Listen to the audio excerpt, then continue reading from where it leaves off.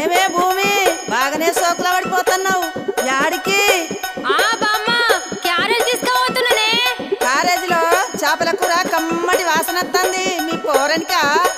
ఏ నువ్వు ఊకో బామ్మ, పోరడంట పోరడు. మా అన్నకు తీసుకుపోతున్నా. అదేందే మీ అన్నకు మీ వదిన తీసుకుపోతుంది కదా? గదొక్కటే తక్కువైందిగా.